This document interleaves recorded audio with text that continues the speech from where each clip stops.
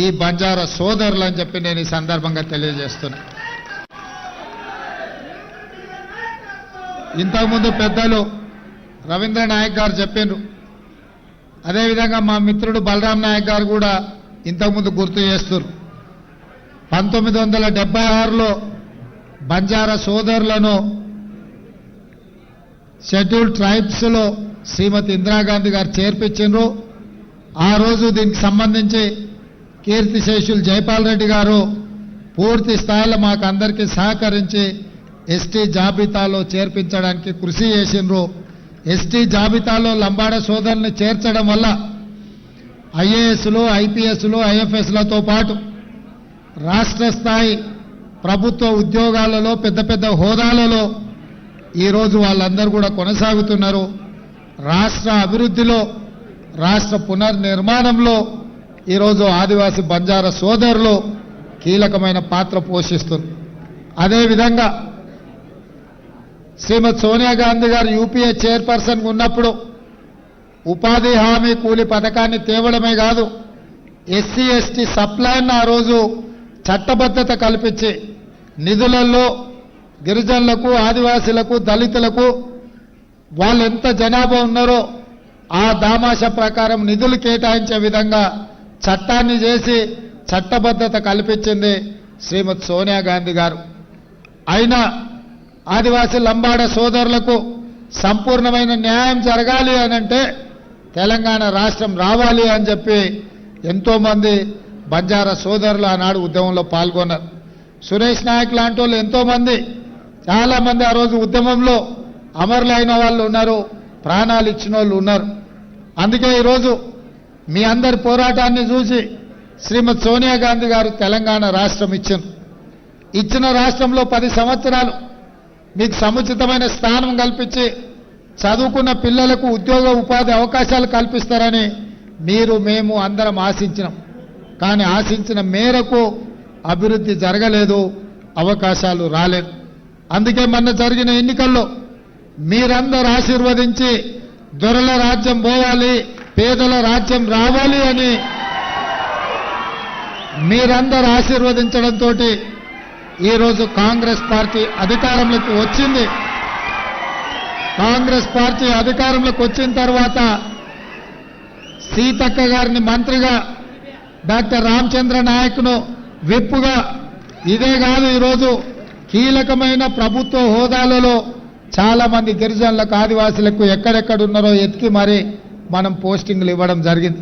సిటీలో డీసీపీలు కావచ్చు, లేకపోతే ఆర్ఎండ్బిలో ఈఎన్సీ కావచ్చు, వివిధ హోదాలలో ఎవరెవరైతే మీ చదువుకున్న యువకులు ఉన్నారో, ప్రభుత్వ ఉద్యోగాలలో ఉన్నారో వాళ్ళందరికీ కూడా ఈ ప్రభుత్వం అవకాశం కల్పించింది. ఇదే కాకుండా మా బాలు నాయక్, మా ఎమ్మెల్యేలు అందరూ వచ్చి శ్రీ సంత్ సేవాలాల్ జయంతి సందర్భంగా మాకు ఆప్షనల్ హాలిడే ఇవ్వాలి సార్, మా దేవుడు, మేమందరం కూడా ఈ కార్యక్రమాలు జరుపుకోవాలంటే మీరు సహకరించాలి అని చెప్పిండు.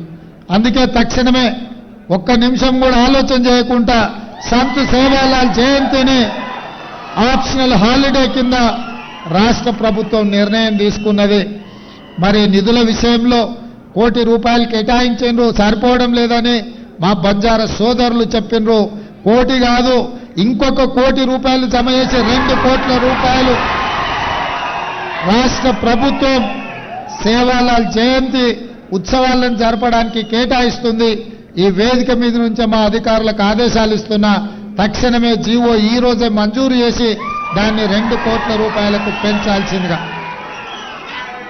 అదేవిధంగా మిత్రులారా, ఉత్సవాలు ఎన్ని చేసుకున్నా, పండుగలు ఎన్ని జరుపుకున్నా మన పిల్లలు బాగా చదువుకున్నప్పుడే సమాజంలో మనకు గౌరవం ఉంటుంది. ఆ గౌరవం రావాలి అంటే తండాలలో, గూడాలలో పాఠశాలలు ఉండి తీరాలి. గత ప్రభుత్వం తండాలలో ఉన్న 6453 పాఠశాలల్ని సింగిల్ టీచర్ పాఠశాలలు మూతేసింది. అంటే బంజారాలను చదువులకు దూరం చేయడమే. అందుకే ఈరోజు మా ప్రభుత్వం మీ చదువుల కోసం ఎంత జనాభా ఉన్నారు, ఎంతమంది పిల్లలు బడికి వస్తున్నారని లెక్క చూడదలుచుకోలే. ఇవాళ టీచర్లకు ఇచ్చే జీతాలను ఖర్చుల కింద చూడదలుచుకోలేదు, దాన్ని పెట్టుబడి కింద చూడదలుచుకున్నాం. భవిష్యత్తు తరాలను నిర్మించేదాని కింద మేము చూస్తున్నాం. అందుకే మా ప్రభుత్వం తప్పకుండా అన్ని తండాలలో గూడాలలో పాఠశాలలు తెరిచే బాధ్యత మేము తీసుకుంటాం. చదువులు మీ తండాకు తీసుకొచ్చే బాధ్యత మా ప్రభుత్వం తీసుకుంటుంది. దానికి సంబంధించిన చర్యలను అన్నిటిని ప్రభుత్వం చేపడుతుంది. ఇదే కాదు, గత ప్రభుత్వం తండాలన్నిటినీ గ్రామ పంచాయతీలు చేసినామని అంటారు. సంతోషమేనా? గ్రామ పంచాయతీ చేసిరు, బాగానే ఉంది. నిధులన్నీ ఇచ్చిండ్రు, కనీసం ఆ ఊర్లో గ్రామ పంచాయతీ బిల్డింగ్ ఉందా? పోనీ ఆ గ్రామ పంచాయతీ పోవడానికి రోడ్డు అన్న ఉందా సరిగ్గా అని నేను అడుగుతున్నా. అందుకే ఈరోజు సంత్ సేవాలాల్ గారి జయంతి సందర్భంగా గ్రామ పంచాయతీలుగా ప్రకటించిన అన్ని తండాలకు బీటీ రోడ్లను వేసే బాధ్యత మా ప్రభుత్వం తీసుకుంటుంది.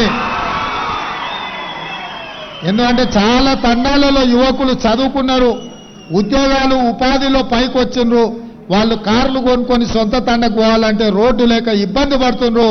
మీరు బరాబర్ మీ తాండలకు పోనికే మీకు బీటీ రోడ్లను వేసే బాధ్యత మా ప్రభుత్వం తీసుకుంటుందని చెప్పి నేను సందర్భంగా తెలియజేస్తున్నాను. అదేవిధంగా గ్రామ పంచాయతీలు ఇస్తే సరిపోదు, గ్రామ పంచాయతీకి నిధులు ఇవ్వాలి, గ్రామ పంచాయతీ భవనం ఉండాలి. వాళ్ళక్కడ కూర్చొని తండా యొక్క అభివృద్ధి కార్యక్రమాలను చర్చించుకోవాలి. అన్ని గ్రామ పంచాయతీలుగా ప్రకటించిన తండాలకు గూడాలకు గ్రామ పంచాయతీ భవనాలను మంజూరు చేసి సంవత్సరం తిరిగే లోపల వాటి అన్నిటిని కూడా నిర్మాణం చేయించే బాధ్యత మా ప్రభుత్వం తీసుకుంటుంది.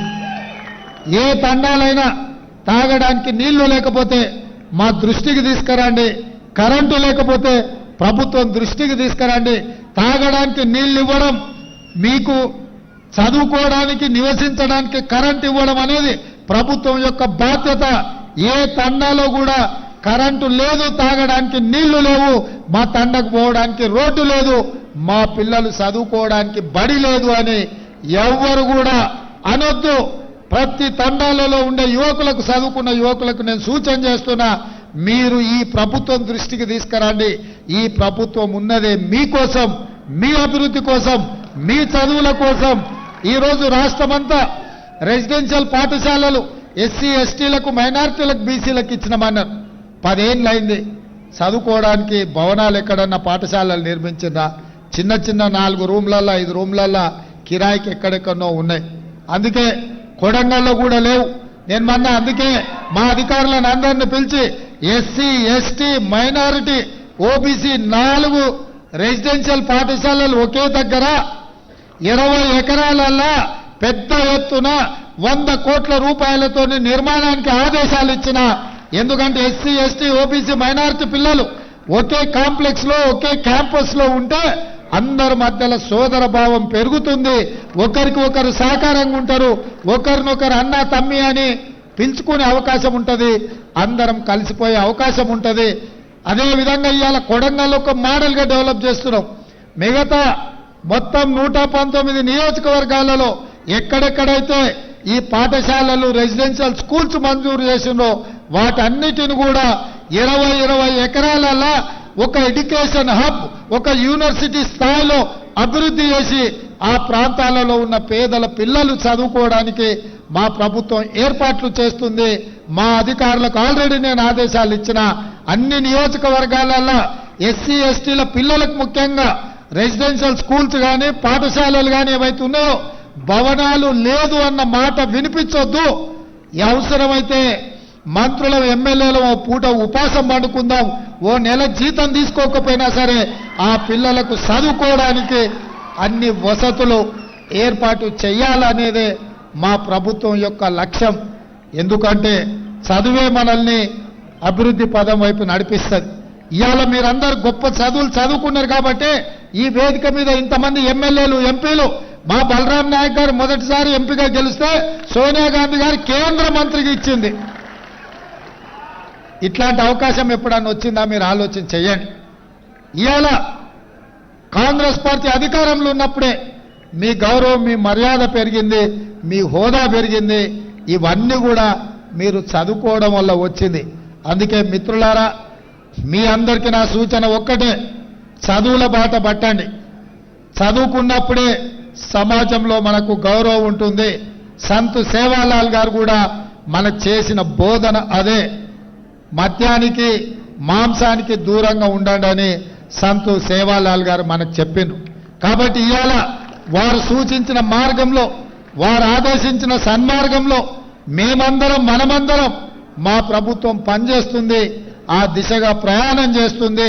ఇక్కడ విద్యార్థులు చాలా మంది వచ్చారు. బాగా చదువుకోవడంతో సమాజంలో మనకు గుర్తింపు వస్తుంది. తప్పకుండా మీ చదువులకు, మీ అభ్యున్నతికి, మీ అభివృద్ధికి ఈ ప్రభుత్వం 100% తోడ్పాటును అందిస్తుంది. ఏ అవసరం ఉన్నా, ఏ సందర్భం ఉన్నా మా ఎమ్మెల్యేలు, మా మంత్రులు, మేము ప్రభుత్వం అంతా అందుబాటులో ఉంటుంది. మీరు చూసింది ఇవాళకి 70 రోజులైంది. ఏ ఒక్క రోజు కూడా సెలవు తీసుకోలే. ఎవరొచ్చినా కలిసినాం, ఎవరు ఏది అడిగినా చేయగలిగిందంతా చేసినాం. మేము కనిపించకుండా దాచుకునే ప్రభుత్వం కాదు, మేము కలిసిమెలిసి పనిచేసే ప్రభుత్వం, మీకోసము కష్టపడే ప్రభుత్వం. ఇంకా చేయాల్సింది చాలా ఉంది, మేము చేస్తాం. రాబోయే పార్లమెంట్ ఎన్నికల్లో కూడా మీ ఆశీర్వాదం ఉండాలి, మీరు అండగా నిలబడాలి, మాకు శక్తినివ్వండి, మిమ్మల్ని అభివృద్ధి పదం వైపు నడిపిస్తాం.